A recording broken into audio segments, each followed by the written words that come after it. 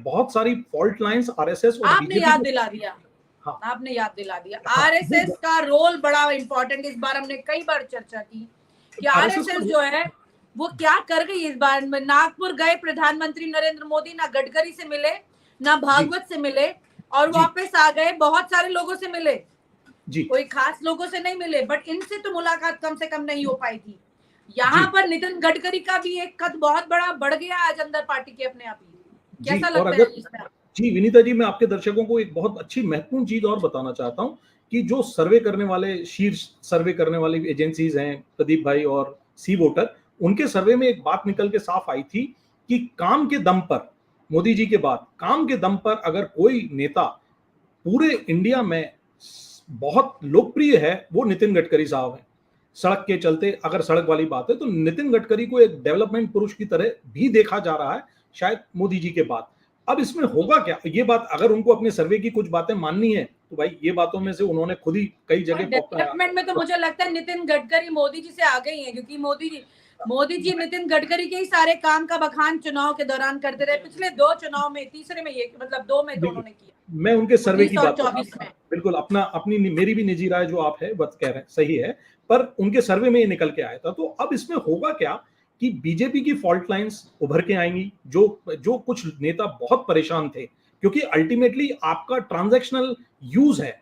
आज अगर आप अपनी दम पर सिर्फ मोदी जी के नाम पर 32% वोट, 6% वोट, 8%, 15% वोट, आज वो वोट है कहां भाई? ये बात थी, बीजेपी अपनी दम पर 300 नहीं ला सकती थी। बीजेपी मोदी जी के सहारे ही 300 ला सकती थी। अगर बीजेपी मोदी जी के सहारे 300 नहीं ला पाई तो फिर मोदी जी की यूटिलिटी पर विचार करेगी बीजेपी।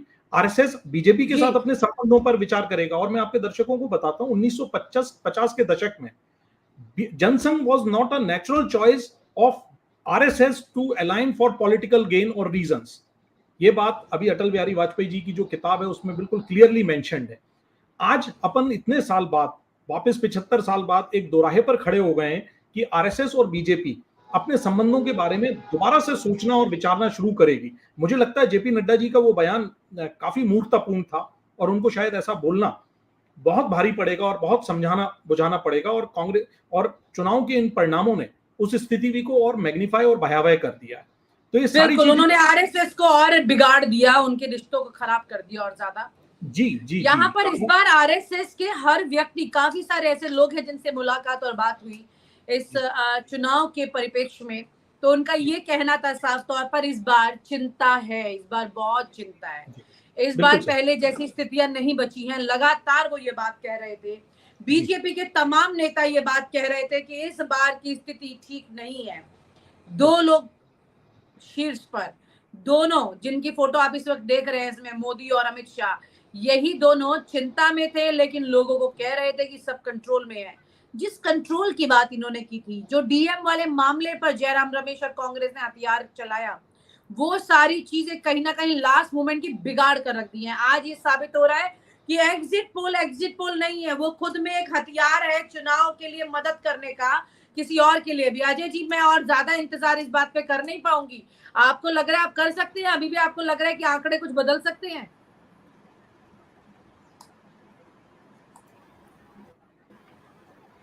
अजय आपने मुझसे पूछा? जी हाँ जी।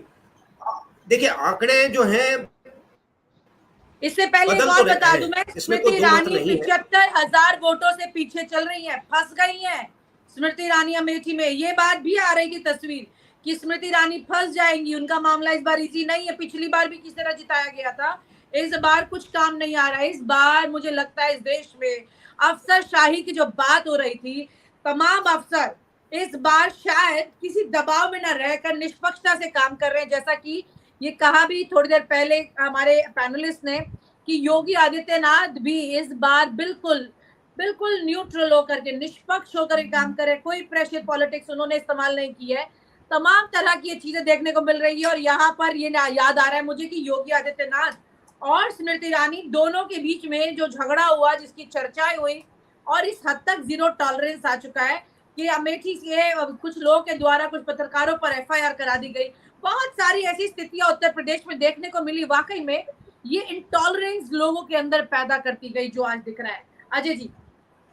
अमेठी की बात आपने कही है, अमेठी की जनता ने तो इस बार ये बता दिया कि भाई आप हमसे दूर रहोगे, हम आपसे दूर हैं, ये साफ जाहिर हो रहा है। और जहां तक आप नंबर्स की बात कर रही हैं, तो मेरा अभी भी मानना है, और मैं इसमें कोई पार्टी लाइन पे बात नहीं कर रहा, पर चेंजेस जो होंगी, मुझे लगता है BJP will cross 272 at any given point of time, और एनडीए विल क्रॉस 300, 310, 15 के आसपास रहेगा।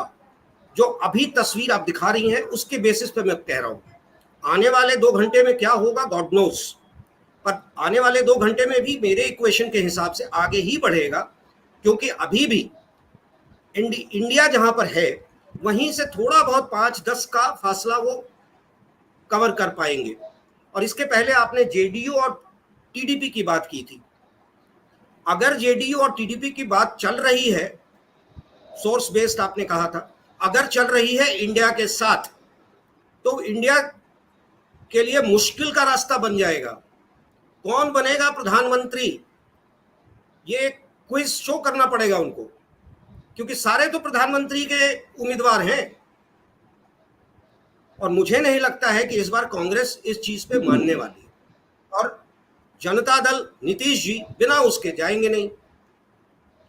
आगे क्या होता है अभी 2 घंटे में पता चल जाएगा, पर मुझे अभी भी कहना है कि 272 का जो फिगर है वो बीजेपी क्रॉस कर रही है। विनीता जी, जी मैं अजय जी की बात को एक बात और बता रहा हूं। इस वक्त देखिए क्या होता है, स्थिति अभी ऐसी है जो इमरजेंसी के बाद के चुनाव में हुई थी कि भाई अभी इनको हटाओ, अभी इंदिरा जी को हटाओ, अभी तो कोई भी चलेगा हमको प्रधानमंत्री। तो जो आप कह रहे थे, अभी स्थिति ऐसी है कि अभी इनको हटाओ, अगर मौका मिलेगा तो बहुत सारे लोग इस बात को त्याग करना रह जाएंगे और आपस में समझबूझ बना लेंगे। 1996 में भी हुआ था, 1977 में भी हुआ था, और मुझे लगता है कि इस बार भी होगा। अगर नंबर्स हैं तो ना नीतीश जी को कोई गुरेज रहेगा, ना शायद चंद्रबाबू नायडू जी को रहेगा, और वो इंडिया अलायंस के लोगों से बात करेंगे। दूसरी बात में आपको याद होगा कि जनता दल का क्या हश्र हुआ, क्या रिजल्ट हुआ। विनीता जी, एक ब्रेकिंग न्यूज देता हूं, वो सुन लीजिएगा। अभी सूत्रों से खबर मिल रही है कि नीतीश कुमार जी निकल गए हैं और राहुल गांधी से शाम को मुलाकात हो सकती है, ये इंडिया गठबंधन में वापस लौटने की तैयारी। ये ब्रेकिंग न्यूज है, अभी मुझे सूत्रों से खबर मिली है। तो मतलब तो फिर साफ हो गया, नीतीश कुमार इतनी जल्दी राहुल गांधी से मिलने निकल पड़े तो खिचड़ी क्या पक रही थी सर। देखिए, जो अभी तक 242 दिख रही थी, इलेक्शन कमीशन की साइट पे भी 239 हो चुकी हैं। अब बहुत ज्यादा सीटें चाहिए एनडीए के रूप में भारतीय जनता पार्टी को, और ये नतीजे स्टेबल होने की तरफ बढ़ रहे हैं। बीजेपी नहीं लाई और ये बिल्कुल नेक टू नेक चल रही है, अगर वो नहीं लाई तो बड़ी दिक्कत हो जाएगी। सिद्धांत जी किसी बात एक बात विनीता जी, एक बात समझ लीजिएगा, जो मैं पहले दिन से कह रहा हूँ, पहले दिन से, आज से नहीं कह रहा हूँ, कि अगर 272 सीटें बीजेपी नहीं लाती है तो टीडीपी और नीतीश कुमार एनडीए छोड़ देंगे। उसकी वजह यह है कि अभी वो दबाव में हैं, टीडीपी दबाव में भले ही नहीं है, वो से भी सर 2 भी नीचे हुई तो छोड़ देंगे, 2 भी। हाँ, मैंने ये बोला था कि 2 भी नीचे हुई तो छोड़ देंगे, मैंने बोला था 2 भी नीचे हुई तो छोड़ देंगे। मैं ये बताना चाहता हूं कि टीडीपी का गेम अलग था। टीडीपी अपनी सरकार बनाना चाहती थी आंध्र प्रदेश में, वो दबाव में नहीं थी, मगर नीतीश कुमार को, जिस तरह अरविंद केजरीवाल को, जिस तरीके से छत्तीसगढ़ के मुख्यमंत्री को, जिस तरीके से ईडी ने और सीबीआई ने अपना एक जबरदस्त काम किया था, वो दबाव को एक मैनिपुलेशन के तहत नीतीश कुमार की बेहतरीन मूव था। याद करिएगा, मैंने ये कहा था कि एक बेहतरीन मूव है कि उन्होंने जो है सीटें भी अपने हिस्से में ले ली, और अब यहाँ पर जो है इनको लड़ने के लिए अलग से भी छोड़ दिया है। तो सिचुएशन जो है वो नीतीश कुमार के फेवर में मुड़ रही है, और नीतीश कुमार पर कोई बड़ी सहमति में मेरे ख्याल से किसी को गुरेज नहीं होगा, और नीतीश कुमार इस मौके को गंवाना नहीं चाहेंगे। नीतीश कुमार एक बहुत जबरदस्त राजनेता है, वो ये नहीं चाहेंगे कि कम से कम वो जहां पर राजनाथ सिंह की कोई वैल्यू ना रही हो, जहां पर रविशंकर प्रसाद की कोई वैल्यू ना हो, जहां जिस पार्टी में मात्र 2 इंसान नजर आते हो, जिसमें से एक का नाम अमित शाह और दूसरे का नरेंद्र मोदी हो, उसके अलावा इस पार्टी में संघ की भी कोई औकात ना रही हो, ऐसी में नीतीश कुमार आकर या टीडीपी वाला आकर अपने गले में पट्टा बंधवाएंगे, मैं मानने के लिए तैयार नहीं हूं। मुझे लगता है कि गेम ओवर हो चुका है और सरकार जो है इंडिया गठबंधन बनाने की तैयारी कर चुका है या कर रहा है या बनेगी, मुझे ऐसा लगता है।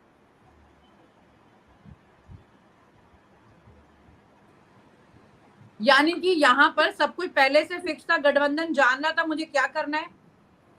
नहीं मजबूरी थी। देखिए विनीता जी, बड़ी सीधी बात है, स्पष्ट है कि आपने देखा किस तरीके से पूरे देश के अंदर ईडी घूम रही थी, पूरे देश में घूम रही थी, बढ़त ले रही है। और जो मुझे दिख रहा है कि एनडीए